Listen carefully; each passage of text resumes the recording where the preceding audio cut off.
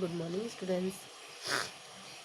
ये भी आज हम एक ग्रामर करने वाले हैं। कल हमारा विराम चिन्ह हुआ था ना, सब लोगों ने कंप्लीट किया विराम चिन्ह? सबको समझ में आया? ओके, तो सबको कंप्लीट करना है जो भी है ग्रामर का। तो आज ये नया टॉपिक है शब्द युग्म। अब देखो, इसके इसके शब्द से ही आपको समझ में आना चाहिए। शब्द यानी होता है वर्ड, युग्म यानी जुड़ना, यानी जुड़े हुए शब्द जो एक दूसरे से जुड़े होते हैं। जैसे भाषा में शब्दों के विविध रूप देखने को मिलते हैं।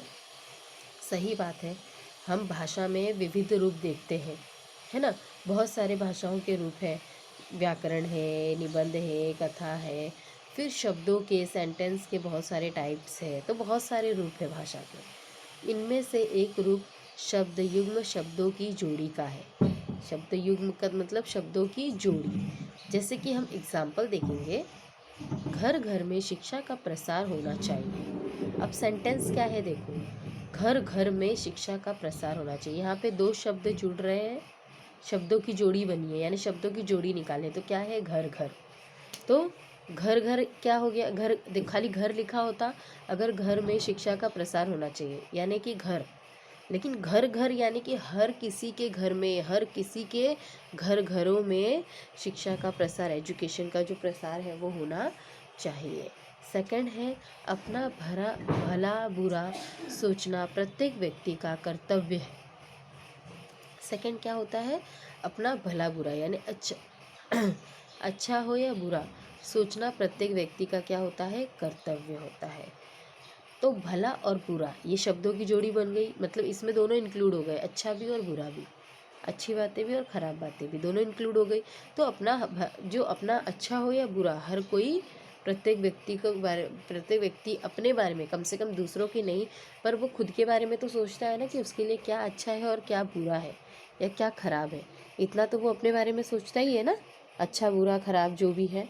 तो उस हिसाब से अच्छा बुरा वो अपने बारे में सोचता है।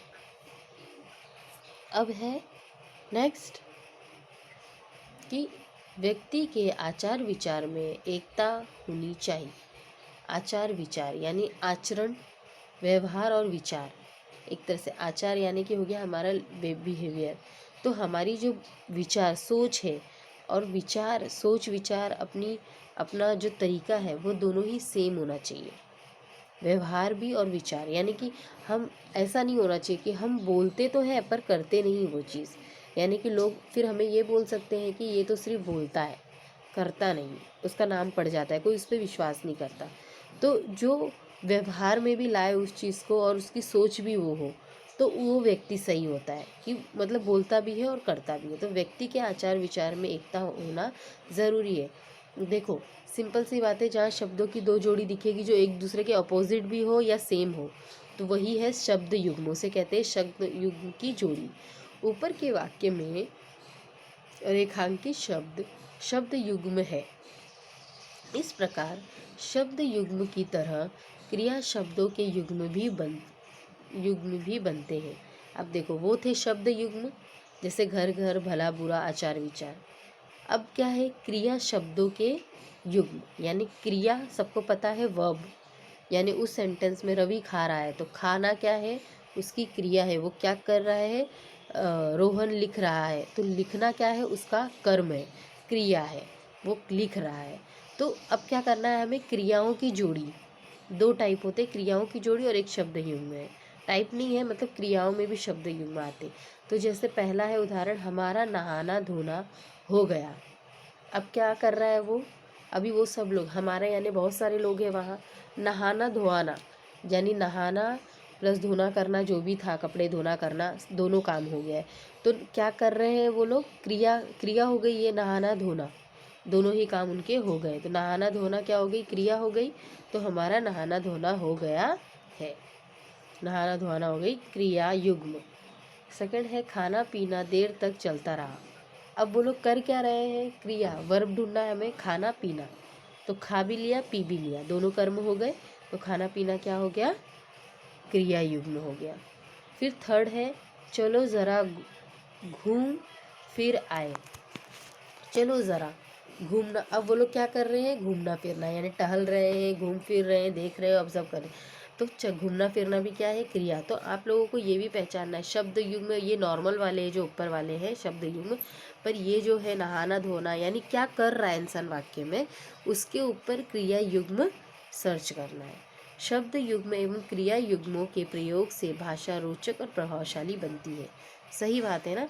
अभी ये जो अपोजिट शब्द युग्म जो आते हैं, इससे क्या होता है, वो सेंटेंस अट्रैक्टिव दिखता है। खाना पीना देर तक चलता रहा, अब मैं बोलूँ मैंने खा भी लिया और मैंने पी भी लिया, ये कैसा गंदा सा लग रहा है सेंटेंस। पर अगर मैं ये बोलूँ खाना पीना देर तक चलता रहा, तो ये थोड़ा अच्छा लग रहा है ना सुनने में। हमारा नहाना धोना हो गया। अब मैं बोलूँ मैंने नहा लिया और कपड़े भी धो लिए, पर इससे अट्रैक्टिव ये लग रहा है ना, हमारा नहाना धोना हो गया। छोटे में भी शॉर्टकट में, और नहाना धोना ऑपोजिट साउंड जब साथ में आते हैं वो भी अच्छा लगता है। तो शब्द युग्म जो है वो क्या करते हैं, भाषाओं को प्रभावशाली बनाते हैं। अगर ये कला ये आर्ट आप लोगों को आएगा तो आप बोल रहे हो ना, निबंध लेखन कहानी लेखन ये सब में भी तो इसका यूज़ होता है ना, सेंटेंस बनते हैं, तो इस तरह के सेंटेंस हम डाल सकते हैं उसमें भी। अब स्वाध्याय यानी होमवर्क है जो आपका। प्रश्न पहले में क्या करना है, निम्नलिखित वाक्य में से शब्द युग्म को छांट कर लिखिए। पहला है, इसमें से क्या करना है, हमें वाक्य दिया है 5 वाक्य है, उसमें से हमें शब्द युग्म को क्या करना है, छांट कर लिखना है, यानी सर्च करके लिखना है। फर्स्ट है, शिक्षा से ही ऊंच नीच का भेद मिटेगा। अब इसमें क्या है, ऊंच नीच सेम वर्ड आया है ना, शब्द युग्म है, तो इधर जो डैश है वहाँ पे आप लोग क्या लिखोगे, ऊंच नीच। सेकंड है, वह देर सवेर आ ही जाएगा, यानी देर हो या सवेर हो वो आ ही जाएगा, तो देर सवेर क्या हो गया, क्रिया शब्द युग्म, तो ये कहाँ आएगा, डैश में आंसर के प्लेस पर। थर्ड है, मौज शौक से दूर रहना ही अच्छा। मौज और शौक से दूर रहना ही अच्छा, तो मौज और शौक क्या हो गए, डैश में आएंगे जो एक दूसरे के अपोजिट है। फोर्थ है, बाग बगीचे गांव शहर की शोभा होते हैं। अब देखो इसमें बाग बगीचे और गांव शहर ये दोनों ही शब्द युग्म है। बाग बगीचे लिखना डैश में, फिर कॉमा डाल के गांव और शहर लिखना, ये दोनों शब्द युग्म है, ठीक है। बाग हो या बगीचा, गांव हो या शहर, ये दोनों है शब्द युग्म। फिफ्थ है, उसकी रुचि केवल दान दक्षिणे में ही रहती है। तो उसकी रुचि किस में रहती है, सिर्फ दान और दक्षिणे में, तो दान और दक्षिणा क्या है, शब्द युग्म है। देखो एक आसान तरीका भी है पहचानने का, ये जो चिन्ह है ना, विराम चिन्ह सिखाया था मैंने, उसमें से ही देखो ये चिन्ह जो है माइनस मार्क जैसा बीच में होता है, जिसे चिन्ह का योजक चिन्ह कहते हैं, इसे कहते हैं योजक चिन्ह। ये जो दो शब्द के बीच में होगा वही आपका होगा शब्द युग्म। फिर सेकंड प्रश्न देखेंगे, निम्नलिखित वाक्य में क्रिया युग्म को छांट कर लिखिए। अब इसमें क्या लिखना है, देखो मैंने 2 पढ़ाया है ना, एक शब्द युग्म और एक क्रिया युग्म, तो ये 2 वाक्य है क्रिया युग्म वाले। तो देखते हैं क्रिया क्या है इसमें। पहला है, खेल में हार जीत तो होती रहती है।